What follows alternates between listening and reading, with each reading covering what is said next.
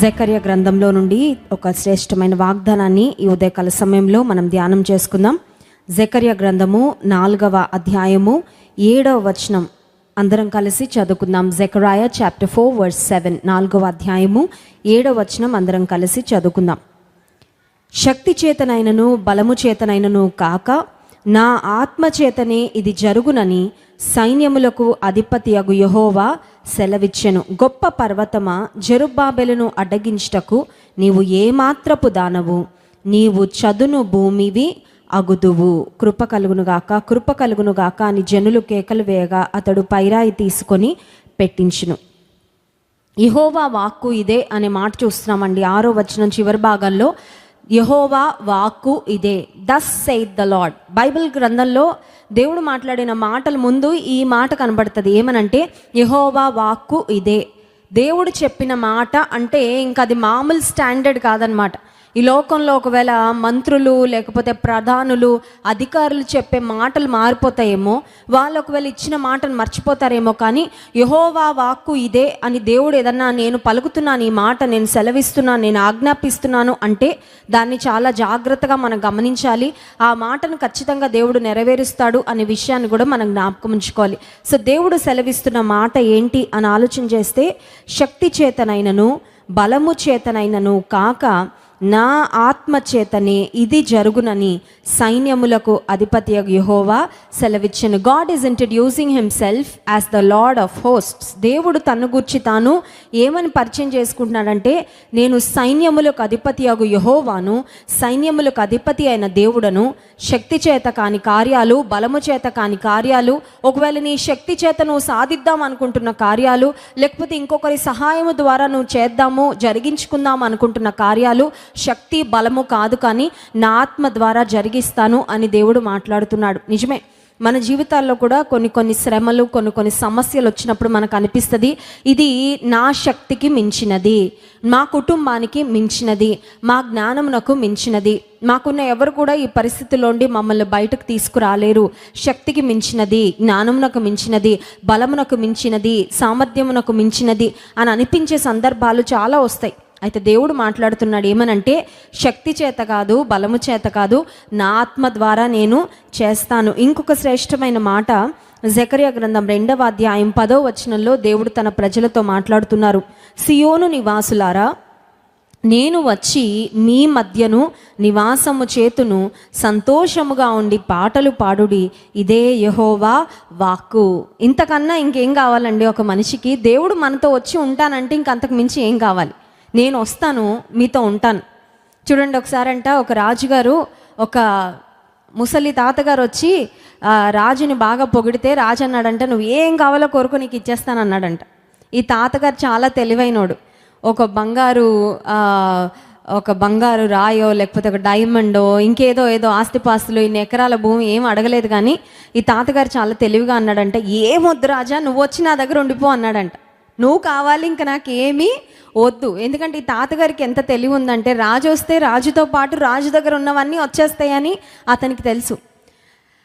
రాజుగారు చాలా కన్విన్స్ చేయడానికి ట్రై చేశారు. ఇంకేదైనా కోరుకో తాతగారు అంటే అంటాడు, నాకు ఇంకేం వద్దయ్యా, నువ్వు వస్తే చాలు, నేను ఎక్కడ ఉంటానో నువ్వు అక్కడికి వచ్చి నాతో పాటు ఉండు. ఇప్పుడు తాతగారు ఉండే ఇల్లు ఏంటంటే, ఇంటి పైకప్పు సరిగ్గా లేదు, ఆయన ఇంటికి సరైన రోడ్డు లేదు, సరైన ఫెసిలిటీస్ లేవు, ఇంట్లో అసలు ఏమీ లేవు చెప్పాలంటే. ఒక కడు బీదరికంలో బ్రతుకుతున్న తాతగారు. ఇప్పుడు రాజు ఎప్పుడైతే ఆయన దగ్గర ఉండాలని కోరుకున్నాడో, రాజు కూడా నువ్వు ఏ కోరిక కోరుకున్నా తీరుస్తానని చెప్పాడు. కాబట్టి రాజు అంతఃపురం ఎంత హంగులతో, ఆర్భాటాలతో, వైభవంగా, సదుపాయాలతో ఉంటుందో, ఇప్పుడు ఈ ముసలి తాతగారి ఇంటిని కూడా అలా తయారు చేశారంటండి. ఇంకొక సెకండ్ ప్యాలెస్ లాగా తయారు చేసి అతని ఇంటికి మళ్ళీ రాజమార్గం వేసేసి, రోడ్లు వేసేసి, ఆ ఇల్లంతా కట్టేసి, ఆ భవంతంతా అన్ని ఫెసిలిటీస్తో సిద్ధపరిచి అప్పుడు ఆ తాతగారు కోరుకున్నట్లు రాజు వెళ్ళి తన దగ్గర ఉన్నాడండి. ఇప్పుడు భూమిని ఆకాశమును సృజించిన సృష్టికర్త అయిన దేవుడు, సర్వాధికారము కలిగిన దేవుడు, నాకు అసాధ్యమైంది ఏదైనా కలదా అని అడిగిన దేవుడు, సర్వశక్తిమంతుడైన దేవుడు అంటున్నాడు, నేను వచ్చి మీ మధ్యను నివాసము చేస్తాను. ఇప్పుడు నా ప్రశ్న ఏంటంటే, ఆయన మన మధ్య వచ్చి నివాసం చేయడానికి మనకి ఇష్టం ఉందా లేదా అని. మనకి ఇష్టం ఉంటే మనం ప్రిపేర్ అవ్వాలండి. ఎవరైనా పెద్దవాళ్ళు మన ఇంటికి వస్తున్నారంటే ఎలా పడితే అలా ఉంటామండి? కొంతమంది చేతులు కాళ్ళు ఆడవు కదండి. ఎవరైనా వస్తున్నారు అనేసరికి వాళ్ళు చాలా ఇంపార్టెంట్ పీపుల్ అంటే ఇల్లంతా దులిపేస్తారు, మంచి బట్టలు కట్టేసుకుంటారు, వాళ్ళకి టేబుల్ నిండా ఆహార పదార్థాలు సిద్ధపరిచేస్తారు, వాళ్ళకి కావాల్సినవన్నీ ఆలోచన చేసి అన్ని ఏర్పాట్లు చేసేసి ఇంకా వాళ్ళు వచ్చే సమయం కొరకు కళ్ళు కాయలు కాసేలా ఎదురు చూస్తూ ఉంటారు. ఇప్పుడు దేవుడు అంటున్నాడు, నేను వస్తాను, మీ మధ్యలో నివాసము చేస్తాను, అందుకని మీరు సంతోషించి పాటలు పాడండి. You don't have to be sad. నేను వచ్చానంటే మీ పరిస్థితులు మారిపోతాయి. హల్లెలూయా. దేవుడు రాజు వచ్చిన తర్వాత తాతగారి పరిస్థితులు ఎలా మారిపోయాయో, రాజాదిరాజైన దేవుడు మన జీవితంలో అడుగుపెట్టాక, మన ఇంట్లో అడుగుపెట్టాక, మన దగ్గర ఉన్న తర్వాత మన పరిస్థితులు ఖచ్చితంగా మారుతాయి. అందుకని దేవుడు అంటున్నాడు, నేను వస్తాను, మీ మధ్యలో నివాసం చేస్తాను, ఇంక నుండి మీరు బాధగా ఉండొద్దు, ఇంక నుంచి మీరు కన్నీరు కార్చొద్దు, ఇంక నుండి మీరు దుఃఖపడద్దు, ఇంక నుంచి మీరు మీ జీవితంలో ఏమీ లేని వాళ్ళలాగా కృంగిపోవద్దు, ఎందుకంటే నేనే వస్తాను, నేను మీ మధ్యలో నివాసము చేస్తాను. ఇప్పుడు దేవుడు అంటున్నాడు, నేను మీ మధ్యలోకి వస్తాను అని సెలవిచ్చిన దేవుడు అంటున్నాడు, శక్తి చేత కాని కార్యాలు, బలము చేత కాని కార్యాలు నా ఆత్మ ద్వారా నేను జరిగిస్తాను. యోహాను సువార్తలో యేసుక్రీస్తు ప్రభు ఈ లోకంలో జీవించిన సమయంలో జరిగిన ఒక్క సంఘటన మనం ధ్యానం చేసుకొని స్తుతి ఆరాధనలోనికి వెళ్దాం. Gospel of John chapter 9. Yohanu సువార్త 9వ అధ్యాయము మొదటి నుండి కొన్ని వచనాలు అందరం కలిసి చదువుకుందాం. యోహాను సువార్త 9వ అధ్యాయము మొదటి నుండి కొన్ని వచనాలు. ఆయన మార్గమున పోవుచుండగా పుట్టు గ్రుడ్డి అయిన ఒక మనుషుడు కనబడెను. ఆయన శిష్యులు, బోధకుడా, వీడు గుడ్డివాడై పుట్టుటకు ఎవడు పాపము చేసెను, వీడా, వీడి కన్నవారా అని ఆయనను అడుగగా, యేసు, వీడైనను వీని కన్నవారైనను పాపము చేయలేదు, కానీ దేవుని క్రియలు వీని యందు ప్రత్యక్షపరచబడుటకే వీడు గ్రుడ్డివాడిగా పుట్టెను. పుట్టుకతో గ్రుడ్డివాడు. Definitely very unfortunate life. చూడండి, కొంతకాలం కళ్ళుండి ఆ తర్వాత చూపును కోల్పోయిన వాళ్ళది కూడా చాలా దురదృష్టకరమైన పరిస్థితి. ఎందుకంటే అప్పటి వరకు రంగులు, ఆ తర్వాత తాము ప్రేమించిన వాళ్ళని అన్నిటినీ కళ్ళారా చూసుంటారేమో, సడన్గా ఐసైట్ పోతే చాలా చాలా బాధాకరమైన, వేదనకరమైన పరిస్థితి.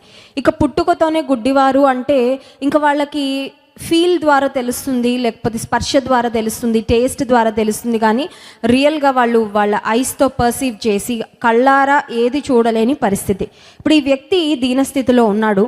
యేసుక్రీస్తు ప్రభు ఆయన శిష్యులు మార్గంలో వెళ్తూ ఉండగా శిష్యులకు ఒక డౌట్ వచ్చింది. వాళ్ళకు వచ్చిన డౌట్ ఏంటంటే, ఇతను ఇలాంటి దురదృష్టకరమైన పరిస్థితిలో ఉండడానికి ఇతని పాపం కారణమా, ఇతని యొక్క తల్లిదండ్రుల పాపము కారణమా? కొన్నిసార్లు కష్టాలు గుండా వెళ్తున్న వ్యక్తులను చూసి సమాజం అలాగే మాట్లాడతారు. ఏమనంటే, వీళ్ళు ఏ పాపం చేశారో. అది కరెక్ట్ కాదండి. యేసు ప్రభు ఇక్కడ ఆ మాటనే చాలా క్లియర్గా చెప్తున్నారు. ఎవరైనా కష్టంలో ఉంటే వీళ్ళు ఏ పాపం చేశారో అని దేవుని బిడ్డలుగా మనం మాట్లాడడానికి వీలు లేదు. చూడండి, మనకి ఏదైనా కష్టం వస్తే ఎవరైనా వీళ్ళు ఏ పాపం చేశారో అంటే మనం తట్టుకోగలమా? తట్టుకోలేం.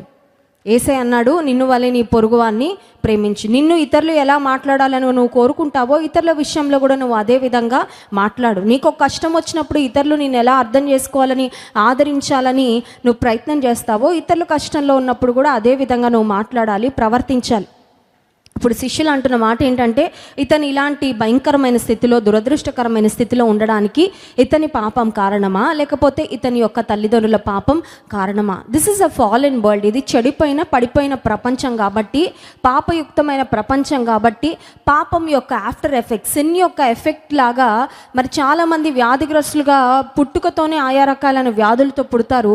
అది ఆ బిడ్డ యొక్క పాపం అని కానీ, బిడ్డను కన్న తల్లిదండ్రుల యొక్క పాపం అని కానీ, వాళ్ళ పూర్వీకుల యొక్క పాపం అని కానీ మనం తీర్పు తీర్చడానికి అవకాశము లేనే లేదు. హిరోషిమా, నాగసాకి అనే ప్రాంతంలో జపాన్లో బాంబింగ్ జరిగిందండి. వరల్డ్ వార్ జరుగుతున్నప్పుడు, ప్రపంచ యుద్ధం జరుగుతున్నప్పుడు హిరోషిమా, నాగసాకి అనే ప్రాంతంలో బాంబింగ్, చాలా పవర్ఫుల్ బాంబ్స్, అక్కడ యాటమ్ బాంబ్స్ వేసిన తర్వాత అక్కడ ఇప్పటికీ కూడా కొంతమంది పిల్లలు జన్యు లోపాలతో పుడుతూ ఉంటారంట, జెనెటిక్ ప్రాబ్లమ్స్తో. ఏంటి కారణం అని ఆలోచిస్తే ఆ తల్లిదండ్రి పాపం కాదు. ఆ తల్లి బాగానే మంచి ఆహారం తీసుకొని ఉంటుంది, ఆ తల్లి అన్ని జాగ్రత్తలు, అన్ని ఇంజెక్షన్లు, లేకపోతే తీసుకోవాల్సిన అన్ని కేర్స్, ప్రికాషన్స్ తీసుకొని ఉండొచ్చు. కానీ ఆ ప్రాంతంలో కొన్ని సంవత్సరాల క్రితము పడిన ఆ యాటమ్ బాంబ్స్, అందులో ఉన్న ఆ టాక్సిన్స్, ఆ విషపూరితమైన పదార్థాల యొక్క ప్రభావం వలన గర్భం ధరించిన తల్లుల కడుపులో నుంచి వచ్చే బిడ్డలు చేతులు లేకుండా, కాళ్ళు లేకుండా, అవయవ లోపాలతో చాలామంది చాలా సంవత్సరాలు ఆ ప్రాంతంలో అలా పుట్టారండి. ఎందుకు ఈ మాట చెప్తున్నానంటే, అది అక్కడ ప్రజలు చేసుకున్న పాపం కాదు, లేకపోతే పుట్టిన బిడ్డల యొక్క పాపం కాదు, లేకపోతే కన్న తల్లిదండ్రుల యొక్క పాపం కాదు. ఆ ప్రాంతము, ఆ ప్రాంత ప్రజలు ఎదుర్కొన్న పరిస్థితుల యొక్క ప్రభావం వలన ఆ విధంగా జరిగింది. ఎందుకు ఈ మాట చెప్తున్నానంటే, దేవుని బిడ్డలంగా శ్రమలో ఉన్న వారిని ఆదరించే మాటలు మాట్లాడాలి తప్ప వారి గాయాన్ని రేపే మాటలు మనం మాట్లాడడానికి వీలు లేదు. కొంతమంది పుండు మీద కారం జల్లుతూ ఉంటారు కదండి. ఆల్రెడీ దుఃఖంలో ఉంటారు, ఆల్రెడీ బాధలో ఉంటారు, ఆల్రెడీ అవమానాన్ని ఎదుర్కొంటూ ఉంటారు, ఆల్రెడీ కన్నీరు గారుస్తూ ఉంటారు. వీళ్ళెళ్ళి ఇంకొంచెం ఆ బాధకి ఇంకొంచెం బాధ అన్నట్లు యాడ్ చేస్తూ ఉంటారు. యేసు ప్రభు చాలా స్పష్టంగా ఒక మాట మాట్లాడారు. యోహాను సువార్త 9వ అధ్యాయము 3వ వచనం, యేసు వీడైనను వీని కన్నవారైనను పాపము చేయలేదు, కానీ దేవుని క్రియలు వీని యందు ప్రత్యక్షపరచబడుటకే వీడు గుడ్డివాడిగా పుట్టెను. ఒకవేళ మన ఇంట్లో ఎవరు ఇలాంటి ఫిజికల్ హెల్త్ ప్రాబ్లంతో, పుట్టుక గుడ్డితనంతో ఉన్నవాళ్ళు లేకపోవచ్చు, కానీ ఈ వ్యక్తి వలనే ఒక భయంకరమైన శ్రమ, ఒక భయంకరమైన పరిస్థితి మనం ఎదుర్కొంటూ ఉండొచ్చు. బహుశా మన మనసులో కూడా ఈ ప్రశ్న రావచ్చు, ఎందుకయ్యా ఈ కష్టం నాకు అనుమతించావు? ఇది నా పాపానికి వచ్చిన శాపమా? ఇది ఒకవేళ నీకు నా మీద కోపం వచ్చిందా? కొన్నిసార్లు చూడండి, కొన్ని కష్టాలు పడుతూ ఉన్నప్పుడు కొంతమంది దేవుని కొన్ని ప్రశ్నలు వేస్తూ ఉంటారు. యేసయ్య, నీకు నా మీద కోపం వచ్చిందా? నన్ను నువ్వు మర్చిపోయావా? నా ప్రార్థనలు నీకేం వినబడ్డం లేదా? నువ్వు నాకు ఇంత దూరం అయిపోయావేంటి దేవా? దావీదు భక్తుడు కూడా అదే ప్రార్థన చేశాడు. How long will you be far from me? ఇంకెంతకాలం నాకు దూరంగా ఉంటావయ్యా? ఇంకెంతకాలం నాకు విముఖుడుగా ఉంటావు? కొన్నిసార్లు ఆ భావన కలుగుతుంది. ఇప్పుడు ఒకవేళ మన జీవితంలో కష్టం వచ్చినప్పుడు ఇదే ప్రశ్న వచ్చిందేమో, ప్రభువా ఎందుకయ్యా ఇంత కష్టం? ఎందుకయ్యా ఇంత శ్రమ? నా పాపమా? నా తల్లిదండ్రుల యొక్క పాపమా? లేకపోతే మా పూర్వీకుల యొక్క దోషమా? ఇంత భయంకరమైన పరిస్థితి ఎందుకయ్యా అనుమతించావు? ఇంత పెద్ద కష్టం ఎందుకయ్యా నాకు పెట్టావు నా జీవితంలో? అంటే యేసయ్య చెప్తున్న మాట ఏంటో తెలుసా అండి? నీ పాపమో నీ తల్లిదండ్రుల పాపానికి ప్రతిఫలంగా ఈ పరిస్థితి రాలేదు. But I have a different plan. నాకు ఒక వేరే ప్రణాళిక ఉంది, నా ఉద్దేశం వేరుగా ఉంది. అన్ని కష్టాలు నువ్వు అనుకున్నట్లుగా నీ మనసులో ఉన్న థాట్స్ ప్రకారం జరుగుతున్నాయని ఏమాత్రమూ అనుకోవద్దు. కొన్నిసార్లు మనకు అర్థం కాదండి. ఈ మనకున్న జ్ఞానానికి మనం వెళ్తున్న పరిస్థితులు, సందర్భాలు మనకు అర్థం కావు. ఎందుకు ఈ కష్టం, ఎందుకు ఈ నష్టం, ఎందుకు ఈ సమస్య, ఎందుకు ఈ వేదన, ఎందుకు ఈ తీరని బాధ అని ఖచ్చితంగా అనిపిస్తుంది. కానీ యేసయ్య చెప్తున్న మాట ఏంటంటే, ఉదయకాల సమయంలో దేవుని క్రియలు వీని యందు ప్రత్యక్షపరచబడుటకే వీడు గుడ్డివాడిగా పుట్టిన. దేవుడు అంటున్నాడు, నా క్రియలను మీ జీవితంలో నేను ప్రత్యక్షపరచుకోవాలని ఆశపడుతున్నాను కాబట్టి ఈ సమస్యను, ఈ పరిస్థితిని మీ జీవితంలో అనుమతించాను. హల్లెలూయా. ఒక ఇబ్బంది, ఒక సమస్య వచ్చినప్పుడే దేవుని వైపు చూస్తాం. అన్నీ బాగున్నప్పుడు గట్టిగా ప్రార్థన చేసే వాళ్ళు ఎవరైనా ఉంటారా? ఐ డోంట్ థింక్ సో కదండి. గట్టిగా ప్రార్థనలు ఎప్పుడు వస్తాయంటే ఐసీయూలో ఉన్నప్పుడు, సీరియస్ కండిషన్లో ఉన్నప్పుడు, రిజల్ట్లు ఇంకా సేపట్లో రిజల్ట్స్ వస్తాయి అనగా, అంతే కదండి. మెడికల్ టెస్ట్లకు వెళ్ళి రిపోర్ట్లు ఇంకా సేపట్లో వస్తాయి అనగా, ఆ తర్వాత లోన్ శాంక్షన్ అవ్వాల్సిన సమయంలో, ఇలా కొంచెం బాగా తీవ్ర స్థాయిలో మన సమస్య ఉన్నప్పుడు చాలా తీవ్రంగా ప్రార్థన వచ్చేస్తూ ఉంటుంది. ఎడతెగక ప్రార్థన చేయండి, విసుగక ప్రార్థన చేయండి అనే వచనాలన్నీ అప్పుడు ఫాలో అయిపోతూ ఉంటాం. అన్నీ బాగున్నప్పుడు మాత్రం అంత బాగా మనం ప్రార్థన చేయం, అంత పట్టుదలగా మనం ప్రార్థన చేయం. ఒకవేళ నీ జీవితంలో వస్తున్న సమస్యలు ఎందుకు ప్రభు అని ఒకవేళ దేవుణ్ణి ప్రశ్నిస్తున్నావేమో, నాకు అర్థం కావడం లేదయ్యా, Lord I don't know why. నా మైండ్లో, my mind is full of questions. నా మనసు నిండా ప్రశ్నలు ఉన్నాయి. ఒక అయోమయంలో నేను ఉన్నాను. నీకు నా మీద కోపం వచ్చిందా, అందుకని ఈ పరిస్థితి నా జీవితంలో అనుమతించావా అని నాకు అనిపిస్తుంది. ఇంత ప్రేమ కలిగిన దేవుడు ఎందుకు ఈ విషయంలో నా చేయి విడిచిపెట్టావని నాకు అనిపిస్తుంది. ఎందుకు నువ్వు ఇంత బాధ కలగజేసావు? నువ్వు ఈ బాధ నాకు రాకుండా కూడా నువ్వు ఆపగలవు కదా ప్రభా, but still why did you allow? అయినా కూడా ఎందుకు అనుమతించావు అని నా మనసులో చాలా ఆలోచనలు వస్తున్నాయి అయ్యా. అంటే యేసయ్య అంటున్న మాట ఏంటంటే, నా క్రియలు నీ జీవితంలో ప్రత్యక్షపరచబడడానికే ఈ పరిస్థితి నీ జీవితంలో అనుమతించాను. హల్లెలూయా. నేను వారి మధ్యలో నివాసము చేస్తాను. దేవుడు కొన్నిసార్లు ఆయన మనతో ఉన్నారని, మన జీవితంలో ఉన్నారని చాలా స్పష్టంగా మన సౌఖ్య కాలంలో, మన ఆశీర్వాద కాలంలో రుజువు చేసుకున్న దానికంటే ఎక్కువగా మన శ్రమలలో దేవుడు తన సన్నిధిని, తన శక్తిని, తన ప్రభావమును, తన బలమును, తన మహిమను కనుపరిచేవాడు. ఆ తర్వాత యేసుక్రీస్తు ప్రభు ఆ వ్యక్తిని స్వస్థపరిచినట్లుగా మనం గమనిస్తాము. ఆయన నేల మీద ఉమ్మి వేసి ఆ తర్వాత మట్టి తీసుకొని వ్యక్తి యొక్క కళ్ళకు రాసి అక్కడ సిలోయము అనే కోనిటికి వెళ్ళి నీ కళ్ళు కడుక్కో అనగానే వెంటనే ఈ వ్యక్తి చూపు పొందాడు అనే మాట మనం గమనిస్తాం. ఆ తర్వాత ఏం జరిగింది అని ఆలోచిస్తే 25వ వచనం, వాడు ఆయన పాపియో కాడో నేను ఎరుగను, ఒకటి మాత్రము నేను ఎరుగుదును, నేను గుడ్డివాడనై ఉండి ఇప్పుడు చూచుచున్నాను. ఇతనికి అద్భుతం జరగగానే టాక్ ఆఫ్ ద టౌన్ అయిపోయిందండి. 10 మంది చుట్టూ చేరారు. అప్పటిదాకా గుడ్డివాడిని ఎవరు పట్టించుకోలా, ఇగ్నోర్ చేశారు. చూడండి, కష్టంలో ఉన్న వాళ్ళందరూ ఇగ్నోర్ చేస్తారు కదా. అమ్మో దగ్గరికి వెళ్తే మళ్ళీ సహాయం చేయాల్సి వస్తుందేమో, దగ్గరికి వెళ్తే ఆదుకోవాల్సి వస్తుందేమో, దగ్గరికి వెళ్తే మళ్ళీ మన మీద ఆనుకుంటారేమో అని కొన్నిసార్లు మనుషులు కావాలని దూరం అయిపోతూ ఉంటారు. కష్టం రాగానే విడిచిపెట్టి వెళ్ళిపోయే వాళ్ళు ఎక్కువ మంది.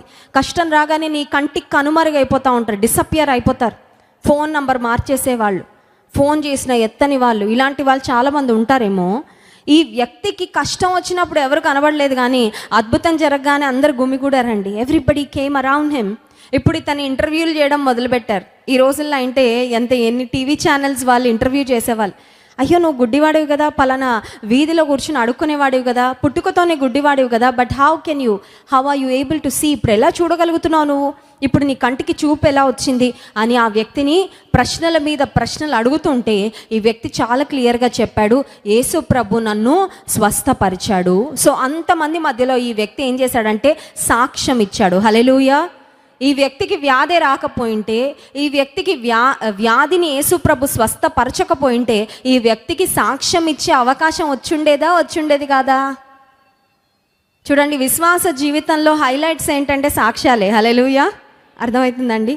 ప్రపంచం దృష్టిలో హైలైట్స్ నువ్వు కాలేజ్ పాస్ అయింది, లేకపోతే నీకు జాబ్ వచ్చింది, ఇవన్నీ ఏమో మేబీ యువర్ అకాడమిక్ అచీవ్మెంట్స్, కెరియర్లో అచీవ్మెంట్స్, ఇవన్నీ ప్రపంచం దృష్టిలో అచీవ్మెంట్స్. అయితే నేను అనుకుంటాను విశ్వాస జీవితంలో మన అచీవ్మెంట్స్ ఏంటంటే ఒక్కొక్క శ్రమ తర్వాత, ఒక్కొక్క కష్టం తర్వాత, ఒక్కొక్క పరిస్థితి నుండి దేవుడు దాటించి మనకు విజయాన్ని ఇచ్చి దేవుడు మనకు తోడుగా ఉండి నడిపిస్తున్నప్పుడు మనం చెప్పే సాక్ష్యాలే మన జీవితంలో హైలైట్స్. ఎందుకంటే ఆ సాక్ష్యాల ద్వారా మన యేసయ్య నామం అత్యున్నతంగా మహిమపరచబడుతుంది.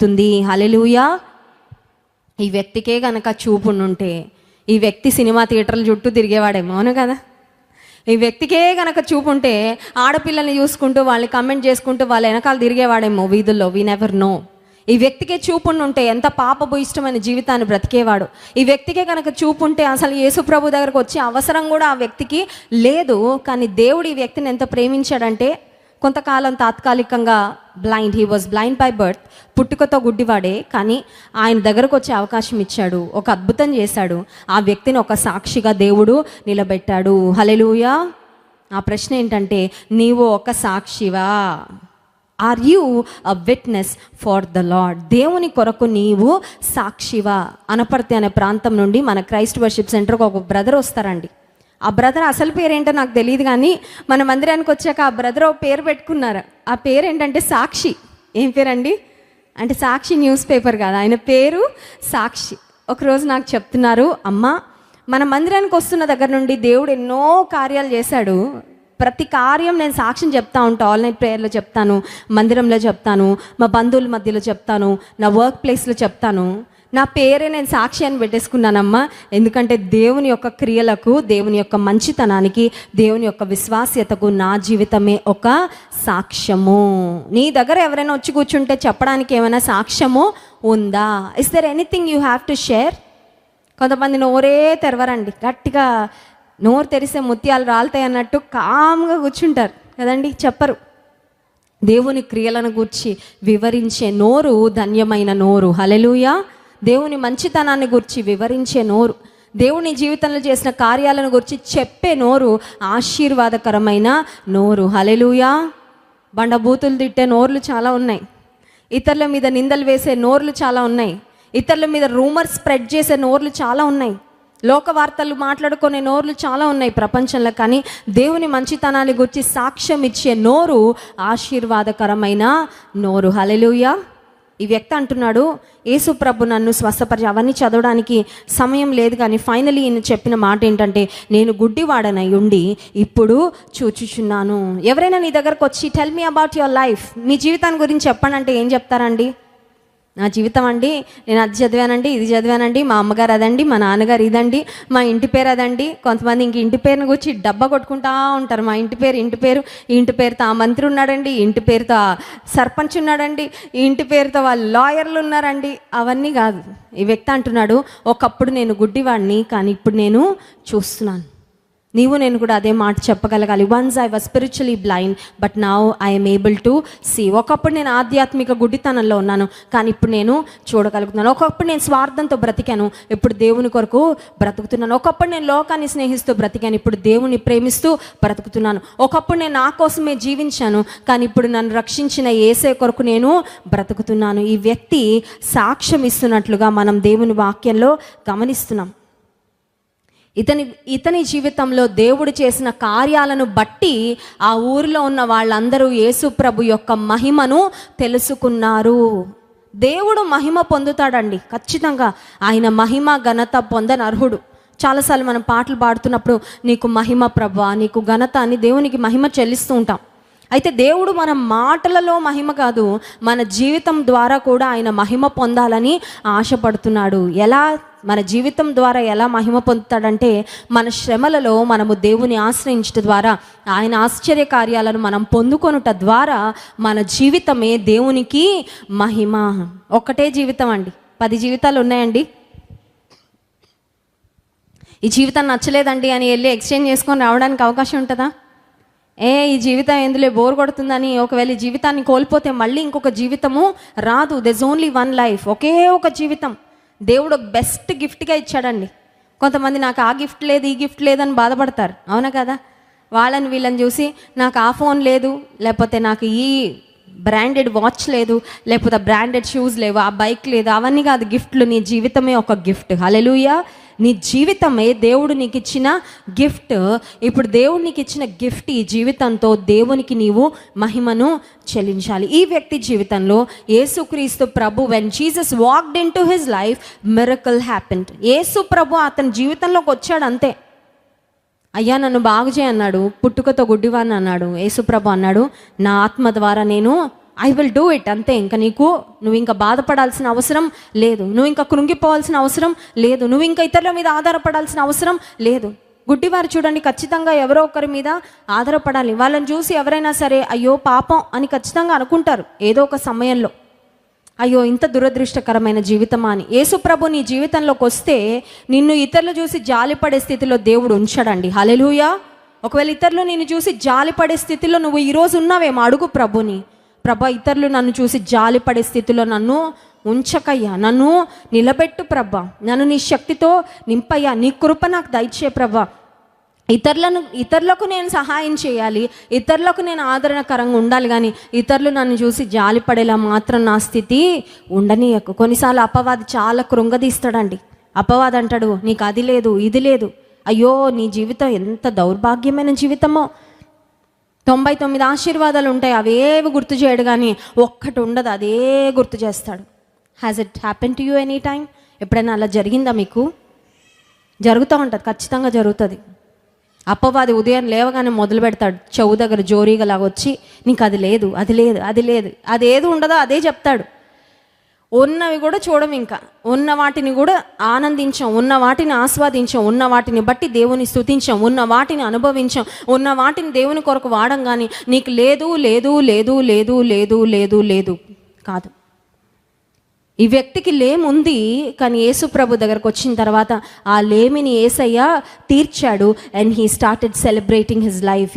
ఇతను తన జీవితాన్ని దేవుని కృప ద్వారా ఆనందించడం, ఆస్వాదించడము మొదలుపెట్టాడు. బహుశా జీవితంలో మనకు అన్నీ లేకపోవచ్చండి.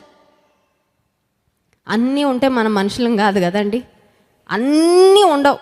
You don't have everything in this world. But remember, నీ దగ్గర ఉన్నవి లేని వాళ్ళు చాలామంది ఉన్నారు. నీ దగ్గర లేనివి ఇతరుల దగ్గర కొన్ని ఉన్నాయి, కరెక్టే, నువ్వు అది చూసి బాధపడుతున్నావు. కానీ నీ దగ్గర ఉన్న చాలా, నీ చుట్టూ ఉన్న వందల వేల లక్షల మందికి చాలామందికి లేవు. నీవు నేను చూడాల్సింది ఏంటంటే మనకి ఏముందో దాన్ని చూడాలి. హల్లెలూయా. ఎందుకంటే దేవుడు ఏమి ఇచ్చాడో దాన్ని బట్టి లెక్క అడుగుతాడు. ఇవ్వని దాని గురించి దేవుడు లెక్క అడగడు. నీకు ఇచ్చిన టైంని గురించి లెక్క అడుగుతాడు, నీకు లేని టైంని గురించి అడగడు. నీకు ఇచ్చిన ధనాన్ని గురించి లెక్క అడుగుతాడు, లేని దాని గురించి అడగడు. నీకు ఇచ్చిన కుటుంబాన్ని గురించి లెక్క అడుగుతాడు, లేని దాని గురించి అడగడు. లేని దాని గురించి ఆలోచిస్తూ సమయాన్ని వ్యర్థపరచుకోవడం ఒక విశ్వాసి యొక్క జీవితం కానే కాదు. ఈ వ్యక్తి అప్పటి వరకు చాలా ఏడ్చాడేమో, చాలా కృంగిపోయాడేమో, చాలా బాధపడ్డాడేమో. దేవుడు బాగు చేసిన తర్వాత, స్వస్థపరిచిన తర్వాత he started declaring God's goodness. దేవుని యొక్క మహిమాన్వితమైన కార్యాలను గురించి అతను సాక్ష్యం ఇచ్చి దేవుని మహిమపరిచినట్లుగా మనం వాక్యంలో గమనిస్తున్నాం. ఈ ఉదయకాల సమయంలో ఉపవాస ప్రార్థనకు వచ్చిన మన జీవితాలలో ఏ అవసరాలు, ఏ సమస్యలు ఉన్నాయి దేవునికి తెలుసు. శక్తి చేత, బలము చేత అవి ఒకవేళ సమస్య పోని పరిస్థితులు అయిండొచ్చు, కానీ దేవుడు అంటున్నాడు, నువ్వు కృంగిపోవద్దు. శక్తి చేత, బలము చేత కాదు, నా ఆత్మ ద్వారా నేను జరిగిస్తాను. హల్లెలూయా. ఒక మనిషి ద్వారా సహాయం పొందడం కంటే దేవుని చేతుల నుండి సహాయం పొందడం గొప్ప దీవెనండి. హల్లెలూయా. వాళ్ళని వీళ్ళని చూసి నువ్వు బాధపడుతున్నావేమో, వాళ్ళ చేతులు వీళ్ళ చేతుల వైపు చూసి ఎదురు చూస్తున్నావేమో, నాకు సహాయం ఏదో ఒక దిక్కు నుండి వస్తే బాగుండని. దేవుడు అంటున్నాడు, నా బిడ్డ, వాళ్ళ చేతులు వీళ్ళ చేతులు కాదు, నా చేతుల వైపు చూడంటున్నాడు. హల్లెలూయా. దాసి తన యజమానురాలి చేతి తట్టు, దాసుడు తన యజమానుని చేతి తట్టు చూచినట్లు దేవుని చేతుల వైపు మన కన్నులు చూడాలి. ఎన్నిసార్లు చూసామండి దేవుని చేతుల వైపు? ఎప్పుడైనా చూసామా? Have you looked at God's hands? ఎప్పుడైనా దేవుని చేతుల వైపు నువ్వు చూసావా? ఎప్పుడైనా దేవుని అడిగావా, ప్రభువా నన్ను సిగ్గుపడనీయకయ్యా, నాకు సహాయము చేయి, ప్రభువా నీ కనికరం నాకు చూపించు, నా శక్తితో ఇది సాధ్యం కాదు, నీ శక్తి ద్వారా సాధ్యపరచు, నీ కృప ద్వారా సాధ్యపరచు. శక్తికి మించిన కార్యాలు, బలమునకు మించిన కార్యాలు, మానవ శక్తితో, మానవ ప్రమేయంతో జరగని కార్యాలు ఈ ఉదయకాల సమయంలో దేవుని వైపు చూచుట ద్వారా దేవుడు మన జీవితాల్లో జరిగించునుగాక. ఆమేన్. కళ్ళు మూసుకోండి, ప్రార్థన చేసుకుందాం. పరిశుద్ధుడా, మహోన్నతుడా, గొప్ప దేవానికి స్తోత్రాలు. ఉదయకాల సమయంలో నీ వాక్యము ద్వారా మీరు మాతో మాట్లాడినందుకు వందనాలయ్యా. నిజమే ప్రభువా, శక్తికి మించిన, బలమునకు మించిన సమస్యలు, ఇబ్బందులు, పోరాటాలు మా ఎదుట ఉన్నాయి. కానీ ప్రభువా, మా యొక్క నిరీక్షణ, మా యొక్క విశ్వాసము, మా యొక్క ధైర్యము, మా యొక్క చూపు నీ చేతుల వైపే ఉంది ప్రభువా. Because you are the provider, because you are the miracle worker. అద్భుతాలు చేసే దేవుడవు ప్రభా, అనుగ్రహించే దేవుడవయ్యా, సమస్తము అనుగ్రహించే దేవుడవు ప్రభా. నీ వైపు మేము చూస్తున్నామయ్యా. ఆనాడు పుట్టుకతో గుడ్డివాడైన వ్యక్తిని నువ్వు బాగు చేసావు, సాక్షిగా నిలబెట్టావయ్యా. ఉదయకాల సమయంలో నీ బిడ్డలు వారి వ్యక్తిగత జీవితాలలో, వారి కుటుంబాలలో ఏ సమస్యలు గుండా వెళ్తున్నారో నీకు అన్ని తెలుసు ప్రభా. సాక్షులుగా ఉండాలని కోరుకుంటున్నామయ్యా, సాక్షులుగా బ్రతకాలని కోరుకుంటున్నాం. నీ మంచితనానికి నిదర్శనాలుగా, నీ యొక్క గొప్పతనానికి నిదర్శనాలుగా, ప్రతీకలుగా లోకంలో మేము ఉండాలని కోరుకుంటున్నాం ప్రభా. మా జీవితంలో గొప్ప కార్యాలు జరిగించి నీ ఆత్మ ద్వారా, నీ సన్నిధి ద్వారా మమ్మల్ని బలపరిచి మేలుతో తృప్తిపరచమని నిన్ను స్తుతించి ఆరాధించబోతుండగా ఆరాధన ఆత్మతో మమ్మల్ని నింపుమని యేసు నామమున ప్రార్థిస్తున్నాం తండ్రి. ఆమేన్.